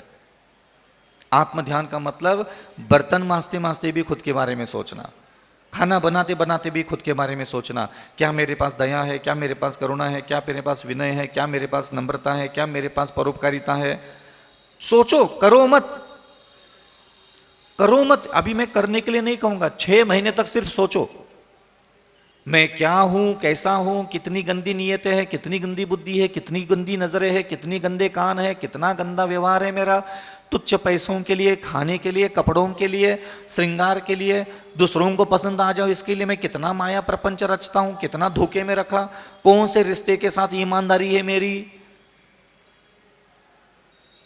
आप सिर्फ खुद का दिमाग का इस्तेमाल खुद के आसपास, खुद के शरीर, प्रत्येक व्यक्ति के पास अपना एक शरीर है, बस खुद का दिमाग खुद के आसपास, पैरों में, घुटनों में, जंघाओं में, कमर में, पेट में, हृदय में, कंठ में, आप इसके अंदर दिमाग इन्वॉल्व करो। दिमाग का इस्तेमाल इन चीजों के बारे में सोचने के लिए इस्तेमाल करो। आप दिन भर मैं चलता कैसे हूँ, बैठता कैसे हूँ, सोचता कैसे हूँ, धंधा कैसे करता हूँ, पैसा कैसे कमाता हूँ, मैं स्त्री को देखता हूँ, पुरुष को देखता हूँ, बालक को देखता हूँ, जानवरों को देखता हूँ, मैं क्या कर रहा हूँ यहाँ बैठ करके, मैं इतना रागी क्यों, इतना द्वेषी क्यों, इतना कामुक क्यों हूं, इतना अश्लील क्यों हूं, इतना असभ्य क्यों हूं, इतना अभिनय क्यों कर रहा हूं, क्यों कर रहा हूं, किस लिए कर रहा हूं, क्या मिलेगा मुझे इसको करके। थोड़ा कभी खुद का हिसाब किताब के बारे में चालू करो, और आप चालू करके जिस दिन आपको लगेगा कि यार ये कहाँ है, गंगा नदी बह रही है क्या, कीचड़ से भरा हुआ तालाब है, चेक कर लो, पता चलेगा। यह मंत्र क्यों नहीं आ रहा है, स्तोत्र क्यों नहीं आ रहा है, चालीसाएं क्यों प्रकट नहीं हो रही है, अपने आप दिखने लग जाएगा। सामने आईना होने के बाद भी अगर उसमें चेहरा दिख नहीं रहा है तो चेहरा गंदा है क्या, कांच गंदा है, दिख नहीं रहा है उसमें। पोंछ दो सारे धूल धक्कड़ जहां भी है। इसलिए ध्यान रखना, यहां बैठ करके मुझे किसी भी काव्य की महिमा बताना कोई बड़ी बात नहीं है। तुम्हारी जिंदगी खा सकता हूं, इतना ज्ञान है मुझ में, यही बैठे बैठे बैठे बैठे बैठ करके पूरा पूरा जीवन खत्म कर दूंगा, लेकिन उसमें तुम्हारा भला होने वाला नहीं है। इस एक एक अक्षर 2-2 घंटे प्रवचन कर दो, क्या मिलेगा उससे, तुम्हें कुछ नहीं हासिल होने वाला। वो कुंदकुंद भगवान ने क्या कहा, समंतभद्र ने क्या कहा, किस किताब में क्या लिखा है, कैसा क्या होना है, इससे तुम्हारा कोई 2 कौड़ी का भला नहीं होने वाला। तुम्हारे पास एक दिमाग है और तुम दिमाग का इस्तेमाल खुद ही खुद के लिए 24 घंटे करो। मैं कैसे उठ रहा हूँ, मैं कैसे बैठ रहा हूँ, मैं इसको ऐसा क्यों देख रहा हूँ, मैंने उसको वैसा क्यों देखा, मुझे ऐसा ही देखना चाहिए था क्या, मैं उसको ठीक से देख नहीं सकता था क्या, मैं ऐसा इसी बुद्धि से खाना क्यों खा रहा हूँ, क्या मैं किसी और बुद्धि से खाना नहीं खा सकता। मेरे हाथ में हलवा आ गया और मेरे अंदर एक बुद्धि पैदा हो गई, अविचल सागर यार आज अच्छा हलवा बनाए, मीठा मीठा हलवा बनाए, आज अच्छे से खा लेना। अविचल सागर क्या तुम इस हलवे को इसी बुद्धि से खा सकते हो क्या, किसी और बुद्धि से नहीं खा सकते। खा सकता हूँ, वो बुद्धि कौन सी बताओ, इस हलवे को मैं इस बुद्धि से भी खा सकता हूँ। ये अनंत काल से मैंने अनंत बार हलवा खाया है, ये अनंत बार खाने के बाद मेरी भूख नहीं मिटाया है, अनंत बार मीठा खाया, अनंत बार सारा पदार्थ व्यंजन चखे, लेकिन मेरी कभी तृप्ति नहीं हुई, आनंद नहीं मिला। अब क्या है इसको खाना, चलो ठीक है कोई बात नहीं, जीवित रहने के लिए संयम का पालन करने के लिए खा लें। आप हमेशा अपनी बुद्धि का अवलोकन करो। मैं जिस बुद्धि से पति के साथ रह रही हूँ, जिस बुद्धि से पत्नी के साथ रह रहा हूँ, जिस बुद्धि से मैं बच्चों के साथ रह रहा हूँ, जिस बुद्धि से मैं पैसा कमा रहा हूँ, जिस बुद्धि से मैं बहन के साथ रहता हूँ, जिस बुद्धि से मैं अपनी माँ के साथ रहता हूँ, पिता के साथ रहता हूँ, जिस बुद्धि से मैं व्यापार कर रहा हूँ, क्या इसी बुद्धि से ये सारी चीजें करना जरूरी है क्या, मैं किसी और बुद्धि के साथ इनके साथ रह नहीं सकता। सीधी सी बात है ना। जिस बुद्धि के साथ मैं इनके साथ रह रहा हूं, उठ रहा हूं, बैठ रहा हूं, खा रहा हूं, पी रहा हूं, धन कमा रहा हूं, क्या इसी बुद्धि से जीवन गुजारना जरूरी है क्या, मैं इसके अलावा कोई और विशेष बुद्धि से भी जिंदगी गुजार नहीं सकता। समझ में आ रहा है, सिंपल सी बात है। तुम किस बुद्धि से खाना बना रहे हो, खुद को टोको, क्या मैं जिस बुद्धि से खाना बना रही हूं, क्या इसी बुद्धि से खाना बनाना जरूरी है, क्या किसी और बुद्धि से भी खाना बनाया जा सकता है? समझ में आ रहा है? ये कौन सीखेगा? ये किसकी बारी है सीखने की? तुम्हारी। तो मनुष्य योनि में हो ये आत्मा, और 70-80 साल तुम्हें एक अवसर मिला इस मनुष्य शरीर में रहने का, तो उस बुद्धि से भोग मत भोग। जिस बुद्धि से तुम भोग रहे हो, तुम उस बुद्धि से भोग लो, तुम उस बुद्धि से संसार में रहो जो बुद्धि जिनेंद्र भगवान ने तुझे दी है, और वो बुद्धि ग्रहण करो। बोधि समाधि परिणाम शुद्धि। जिनेंद्र भगवान से प्रार्थना करने के लिए बड़े बड़े मुनि महाराज कहते हैं मुझे बुद्धि की प्राप्ति हो, मुझे बोधि माने बुद्धि, ज्ञान, मुझे समझ पैदा हो जाए। जिस बुद्धि से मैं खाना खा रहा हूं, मैं आज के बाद उस बुद्धि से खाना नहीं खाऊंगा। सिंपल सी बात है। 6 रस 56 भोग थाली में रख के रोज खा ले, कौन मना कर रहा है? कोई भगवान नाराज नहीं होगा। और बिना नमक बिना मीठा बिना तेल लौन के खाओगे तो भी कोई भगवान खुश नहीं होने वाला। 56 भोग खाओगे तो कोई भगवान नाराज नहीं होते, और बिना मीठा बिना नमक के खाओगे तो भी कोई भगवान खुश नहीं होते। यहां बुद्धि की विशेषता की बात चलती है कि तुम किस बुद्धि से जहां हो, वहां किस बुद्धि से हो। जहां हो, गृहस्थ में हो, सन्यास में हो, चांडाल हो, धीवर हो, खटीक हो, चमार हो, हरिजन हो, मुस्लिम हो, हिंदू हो, भगवान कहते मुझे क्या लेना देना। तुम जो हो, जहां हो, किस बुद्धि से हो ये बताओ। किस बुद्धि से तुम बैठे हो? क्या बुद्धि है तुम्हारी पर स्त्रियों के लिए, पर पुरुष के लिए? वो बुद्धि ही नहीं हमारे पास। पर स्त्री के लिए अच्छा सोचने वाली बुद्धि है हमारे पास। पंडित बनने के लिए बैठ जाता है, आचार्य बनने के लिए आचार्य बन जाते हैं, उपाध्याय बनने में बन जाते हैं। बुद्धि का है। ज्ञान अलग है और बुद्धि अलग है। ज्ञान क्या कहलाता है? पर स्त्री माता होती है, बहन होती है, ये क्या हो गया? ज्ञान हो गया। ये ज्ञान देने में मेरे कौन सा घर का लग रहा है? क्या ये जो ज्ञान दे रहा हूं ये मेरी बुद्धि है? जो ज्ञान तुम सुन रहे हो बचपन से, क्या वो तुम्हारी बुद्धि बन गई? बस यही बात, जैसे तुम सुनते सुनते तुम्हारे आज तक बुद्धि नहीं बनी, तो ये भी कोई गारंटी नहीं कि जो 40 साल से बोल रहा है, ज्ञान दे रहा है कि स्त्रियां माता होती है, इसका मतलब ये नहीं होता कि उसके पास भी वो बुद्धि है।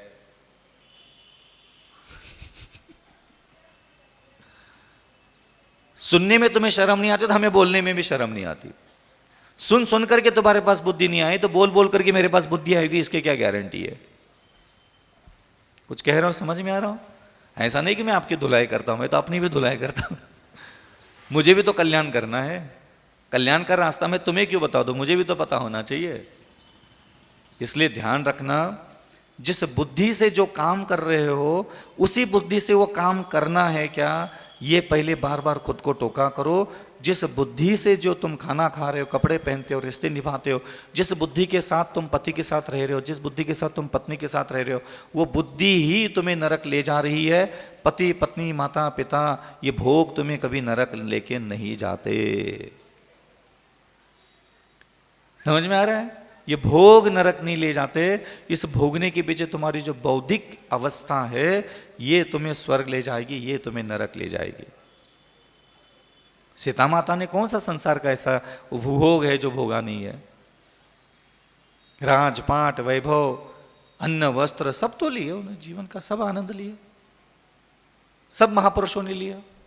मैना सुंदरी ने भी तो कोड़ी के साथ शादी कर ली, ठीक है, बाद में कामदेव जैसा सुंदर रूप हुआ। कामदेव जैसा क्या, कामदेव ही था वो तो। हाँ, क्या कालांतर में संसार का आनंद नहीं लिया उसने? क्या नरक चली गई हो?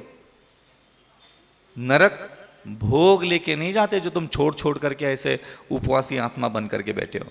तुम्हारी बुद्धि तुम्हें ले जाती है। समझ में आ गया? तो जिस बुद्धि से तुम जो भी कर्म कर रहे हो, मैं हमेशा जब भी कोई कर्म करता हूं, जैसे प्रवचन करने के लिए आ रहे, तो किस बुद्धि से कर रहा हूं? मैं अगर प्रवचन कर रहा हूं, मैं बड़ा महाराज बन जाऊं, दूसरों को प्रभावित करूं, दूसरों को मोहित करूं, दूसरों को ज्ञान दे करके बिल्कुल छा जाऊं, तहलका मचा दूं, चारों दिशाओं में डंका बजना चाहिए अपने ज्ञान का, और रात भर बैठ करके इधर से उधर से कोटेशन निकाल रहे, गाथा निकाल रहे, दुनिया भर आकर के ऐसे नीचे रख करके उसको बढ़िया बढ़िया तत्व ज्ञान बांट रहे। अगर इस बुद्धि से मैं ज्ञान दान दे रहा हूं, बताओ मेरा कल्याण होगा? सीधी सी बात है। तो क्या मैंने ज्ञान नहीं दिया आपको? दिया, आपने सुन लिया, हो सकता है सुनने वाले का भला हो जाए, लेकिन मेरा भला? लेकिन अगर मैंने खुद को सावधान किया और कहा, हे विचल सागर जी, इस बुद्धि से लोगों को ज्ञान मत दो, बुद्धि अच्छी रखो, क्या किस बुद्धि से ज्ञान दान दो? अविचल सागर इस बुद्धि से ज्ञान देना चाहिए कि ये संसारी जीव है, इनको सन्मार्ग मिलना चाहिए, सद्ज्ञान मिलना चाहिए। और ये बुद्धि जो तेरे पास है ना, कि इस ज्ञान देने से, जिनेंद्र भगवान का उपदेश देने से मेरा नाम हो, मेरी प्रसिद्धि हो, मेरा यश बढ़े, मेरी कीर्ति बढ़े, मेरी मान्यता बढ़े, मैं प्रभावक बन जाऊं। अगर ये बुद्धि से तुम ज्ञान दोगे बेटा, सुनने वाले का तो भला हो जाएगा लेकिन तेरा भला नहीं होगा। तो मुझे आपको भी बुद्धि देना है और मुझे इस बुद्धि देने वाले अविचल सागर जी को भी बुद्धि देना है कि खोटी बुद्धि से बुद्धि मत दे। इतना जाल काट करके जब कोई व्यक्ति अंदर जा करके खुद को भी साफ सुथरा रखे और सामने वालों को साफ सुथरा रखे, तब जा करके होता है प्रभावना अंग। वात्सल्य अंग में आप लोग फेल क्यों हो? क्योंकि आचार्य उपाध्याय साधुओं में भेद करते हो तुम लोग। ये आज का चिंतन देने का कारण दो था, दो भाव बचे थे षोडश कर्ण भावना में, वात्सल्य भाव और प्रभावना का भाव। प्रभावना करने वाले व्यक्ति को खुद को भी सावधान रहना होता है। दूसरों को प्रभावित करने के चक्कर में पता चला खुद ही नैया डुबो दी, खुद की बुद्धि में खोट दी, दूसरों को पतन करना, दूसरों को नीचे खिसकाने के चक्कर में दूसरों को अपमानित करके, हाँ, दूसरे व्यक्तित्व को आगे नहीं बढ़ना देना, खुद ही आगे बढ़ जाए इसके लिए खुद ही उसके जीवन में जहर घोल दिया और खुद बड़े बन के बैठ गया, दुनिया पे प्रभावना कर रहे। तो क्या प्रभावना होती है ऐसी? तो खुद को नीचे गिरा करके कभी प्रभावना नहीं करना चाहिए। तो कर देते कई लोग ऐसे प्रभावना, चमत्कार दिखा देते, जादू टोना चमत्कार के चक्कर में आ जाते। लाइन तो बहुत लगती है, ललितपुर में भी लगती है, हमने सुना। तो आ जाए कोई धागा देने वाला, श्रीफल देने वाला आ जाए। हम भी देते, पता है आपको? अक्षय को पता नहीं आज तक। हम भी धागा दे देते हैं, श्रीफल दे देते हैं, यंत्र भी देते हैं, लेकिन कोई आया ही नहीं 4 महीने में। हम बहुत दुखी हो गए, परेशान हो गए। है कि नहीं अक्षय? आपको नहीं पता था, आज बता दिया ना हमने। अब लाइन लगाओगे कल से सवेरे 4 बजे, बहुत ऊर्जा रही थी, 4 बजे आ जाना। अब बस एक आते समय एक लाल कपड़ा, एक श्रीफल और दक्षिणा में जो कुछ भी लेके आओगे चलेगा। कम से कम 11,000 तो होना चाहिए, लेकिन गारंटी है कि अगले 6 महीने में आपको 10 लाख तो इनकम होगी। कौन कौन आएगा? हाँ, गोड़े पिरा रहे, मुंड पिरा रहा हूं, कमर पिरा रही, डायबिटीज, शुगर, सारा इलाज करता हूं मैं। इसके ज्यादा दुकान चलने की संभावना ज्यादा है। इसलिए ध्यान रखना, इन सारी चीजों में ना पड़े। कभी भी कोई भी संसार की महान मंत्र, महान यंत्र, महान कलश कभी फ्री में तेरी योग्यता के बिना तुझे कोई भी संकट से नहीं बचाने वाला। मत पड़ो किसी चक्कर में। तो भगवान का भी साथ छोड़ देता हूं कई बार। हे भगवान, अगले 6 महीने तक तुम मुझसे कुछ भी उम्मीद मत रखना। मैं अविचल सागर 6 महीने अगले तुझसे भी दूर रहना चाहता हूँ। तू जान, तेरा काम जान, मुझे बहुत सारे अधूरापन पूरा करना है। मैं अविचल सागर स्वयं को क्षमावान, दयावान, सरल स्वभावी, परोपकारी, दुख सहन करने वाला, पीड़ा सहन करने वाला, विनयवान, ब्रह्मचर्यवान बनाने के लिए मुझे बहुत मेहनत करना है। भगवान, अभी मुझे तुझे याद करने के लिए, तेरी माला जपने के लिए, तेरी स्तुति करने के लिए टाइम बिल्कुल नहीं है। मेरे बहुत सारे काम अधूरे पड़े पड़े हैं और ये काम मुझे मेरे कोई दूसरा नहीं कर सकता। ये सारे काम मुझे खुद ही खुद के पूरे करने हैं। इसलिए कृपा करके अगले 6 महीने तक आप मुझसे उम्मीद रखना कि मैं कोई माला फेर लूँ, दर्शन कर लूँ, जाप कर लूँ, स्तुति पढ़ लूँ। प्रभु, ये आपकी आज्ञा का पालन करने के लिए मैं अपने मन वचन काय को गुणवान बनाने के लिए थोड़ा मेहनत कर रहा हूँ।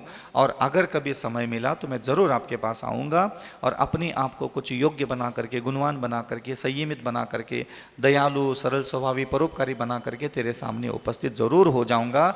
आप चिंता मत करो, मुझे आना तो आपकी शरण में ही है। बस थोड़ा समय अविचल सागर स्वयं को क्षमावान, मार्दवान, अर्जवान, मृदुभाषी, परोपकारी, सहिष्णु, सत्यवान, पर स्त्री पर पुरुषों के प्रति सम्मान भाव धारण करने वाला ऐसा मन वचन काय मुझे बनाना है। और मेरा मन वचन काय अभी इतना योग्य नहीं है कि तुम उस पर कृपा, अनुकंपा, दया दृष्टि डाल सको। इसलिए मैं चाहता हूँ कि मैं थोड़ा समय ले रहा हूँ ताकि तेरी कृपा, तेरी अनुकंपा, तेरी दिव्य अनुभूतियों को मैं आनंद लेना चाहता हूँ। और उस योग्य जो मन वचन काय है ये निर्माण करने के लिए मैं 2, 4, 6 महीने, 1 साल का टाइम ले रहा हूँ। इतनी समय के लिए मेरे द्वारा आपकी जो भी अभिनय आराधना हो उसके लिए आप मुझे क्षमा करो। लग जाओ अपने काम पे थोड़ा। लगोगे? आज थोड़ा सा अच्छे से डांटा है कि नहीं डांटा? नहीं डांटा? हमें डांटना आता है अच्छे से? अरे हाँ तो बोलो कम से कम। हाँ, इसलिए ध्यान रखना, ये सारी जो चीजें हैं वो स्वयं को निखारने के लिए है। तुम जीवन भर इंतजार करते रहे कि मेरे द्वारा मंत्र स्तोत्र पूजन पाठ अच्छे से हो जाए, और जीवन भर जो सामने वेदी पर बैठा है वो ये देखता रहा कि अविचल सागर जो मेरे सामने बैठ करके जाप स्तोत्र मंत्र ठीक से जपने की कोशिश कर रहा है, पगला, मैं उसको ठीक होते हुए देखना चाहता हूं। समझ में आ रहा है? तुम 60 साल से क्या कोशिश कर रहे हो? दर्शन ठीक से हो जाए, पूजन ठीक से हो जाए, स्तोत्र ठीक से हो जाए, ध्यान ठीक से हो जाए, ये ठीक से हो जाए, अभिषेक ठीक से करना सीख लूँ।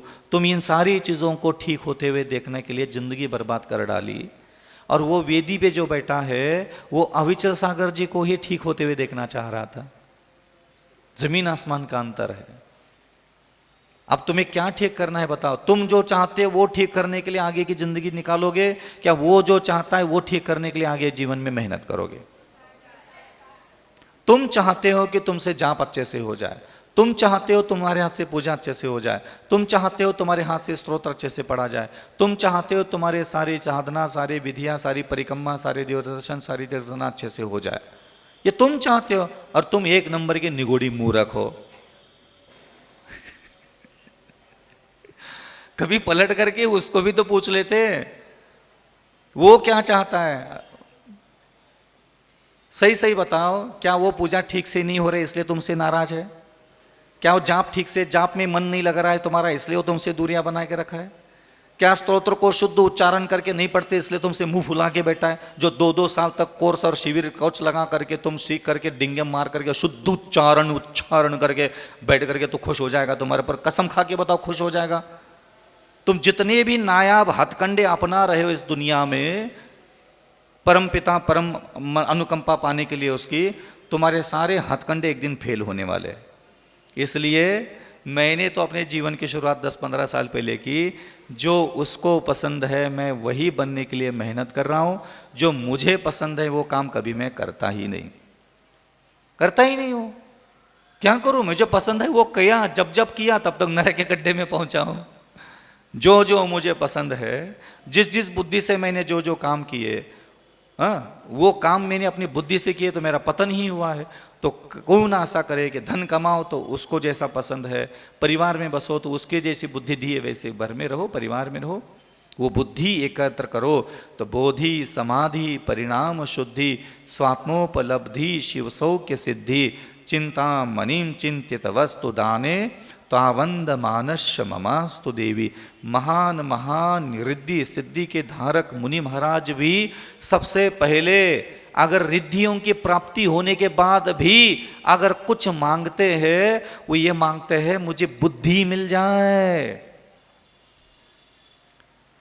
बुद्धि मिल जाए, मुझे बुद्धि चाहिए।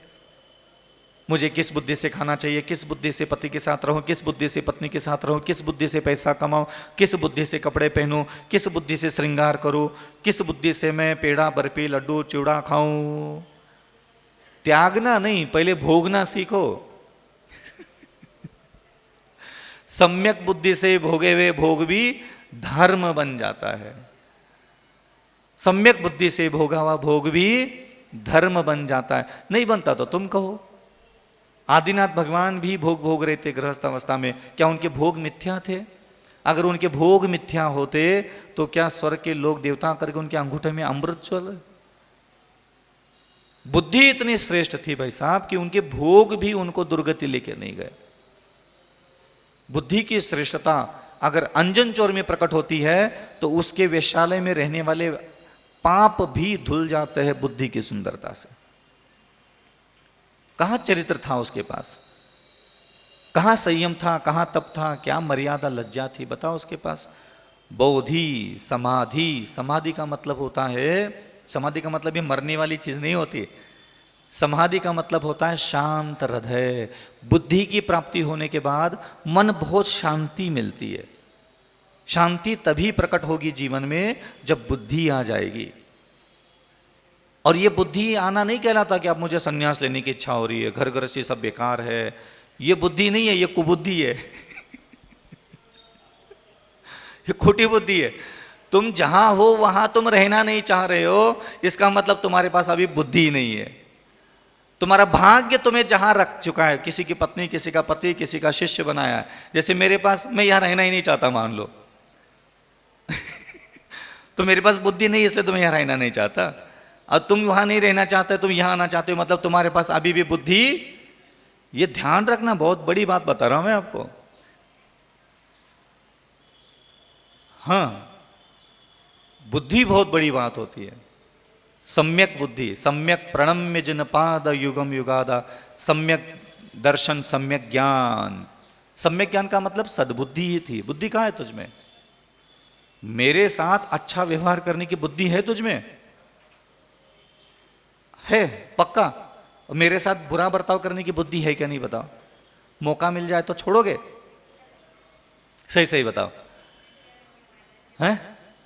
ऐसी बुद्धि भी है तुम्हारे पास कि अगर मैं तुझे छेड़ दूं, थोड़ा सा तेरे मन का ना करूं, तेरी वो वाली बुद्धि जागृत हो जाएगी। ये कोई महाराज होते? ऐसे होते? गुस्सा करना चाहिए, ये क्या तरीका होता है? नमस्तु तो कर रहे थे, पैर तो छू रहे थे, ढांट दिया, ढपट दिया हमें सबके सामने। समझ में आ गया? तो ऐसी बुद्धि को लेकर के गली में तुझे कितने लोग मिलते हैं? बहुत लोग मिलते हैं। और उनको कहो कि आचार्य विद्यासागर जी की थोड़ा प्रशंसा करो, बुद्धि है उसके पास। मुनि पंगो सुधासागर महाराज जी के श्रेष्ठ कर्मों की, ब्रह्मांड के सर्वोत्कृष्ट कर्मों की प्रशंसा करो, बुद्धि है उसके पास। बुद्धि कितनी है? एक स्त्री प्रसन्न हो जाए, एक पुरुष प्रसन्न हो जाए, एक ग्राहक प्रसन्न हो जाए, और जिनसे हमारा मनोरंजन होता है वो प्रसन्न हो जाए, उनको प्रसन्न करने के लायक हमारे पास बुद्धि है। तुम्हारे पास वो बुद्धि है ही नहीं जिससे गुरु प्रसन्न हो, प्रभु प्रसन्न हो, मंत्र प्रसन्न हो, स्तोत्र प्रसन्न हो, तुम्हारे दैवी शक्तियां तुम पर प्रसन्न हो। तुम्हारे पास वो है बुद्धि। अंजन चोर के पास वो बुद्धि थी, तुम्हारे पास नहीं है। तुम आचरण आचरण आचरण आचरण के गाना गाते रहो गलियों में बैठ करके, और वो बुद्धि की श्रेष्ठता से मैना सुंदरी पास हो गई, सीता माता भी बुद्धि की सुंदरता से पास हो गई, चंदन बाला बुद्धि की सुंदरता से पास हो गई, सब बुद्धि की सुंदरता से आगे ही निकल गए। और तुम आचरण आचरण पालन पालन, अंजन चोर जैसा बेवड़ा भी अपनी बुद्धि के जोर पर निकल गया। और तुम्हें यहाँ 40 साल से दिगंबर साधु हरिका माता करोड़ों रुपए के पंडालों में खर्च करके तुम्हें एक बुद्धि नहीं दे पाए। कितना खर्च किया तुम्हारी बुद्धि ठीक करने के लिए? कभी हिसाब किताब लगाओ। सुधासागर महाराज जी का कम से कम 5 करोड़ का पंडाल। आचार्यश्री आ गए तो दो कम आ गए आचार्यश्री वैसे। हाँ, हमारे गुरुदेव ज्यादा आ गए और हमारे गुरुदेव के गुरुदेव ज्यादा कम आ गए थोड़ा सा। आचार्यश्री 3-4 बार ही आए, 5 बार आ गए। सुधासागर जी 10 बार आए, 20 बार, 7-8 बार आ गए। तो सबका काउंटिंग हो। पूर्णमती अम्मा भी आई थी, उसका 2-4 करोड़ मान लो हैं। और विनम सागर जी आ गए, विशुद्ध सागर जी आ गए, विमर सागर जी आ गए। सब आचार्यों का सारा पंडाल का खर्चा निकालो, सारे प्रवचन का हिसाब किताब खर्चा निकालो। 100 करोड़ रुपए का खर्चा किया होगा। सिर्फ तुम पैदा होने से लेकर के मरने के पहले तेरी बुद्धि ठीक हो जाए। लेकिन तुम इतने धीट आदमी हो, ये सारा 100 करोड़ रुपए कहाँ से गया? तेरे जेब से गया। ना पूर्णमती अम्मा ने कचो लगाओ, ना हमारे सुधासागर महाराज ने कचो लगाओ घर का, ना आचार्य ने कच को लगाओ। पैसा तुम्हारा, जमीन तुम्हारी, टेंट तुम्हारा, खर्चा तुम्हारा, दान तुम्हारा, बोली तुम्हारी। ये सारे साधुओं ने अपना समय, साधना, सब रिद्धि सिद्धियाँ, ताकत, सब शक्तियाँ झोंक करके तुम्हारे लिए सारा ज्ञान दे दिया। और तुमने किसको ठेंगा दिखा दिया? एक बुद्धि, एक अकल भी इतनी ठेले के बराबर भी हासिल की हो तो बताओ।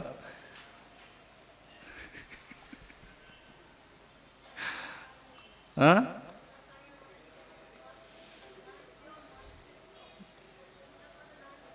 हाँ,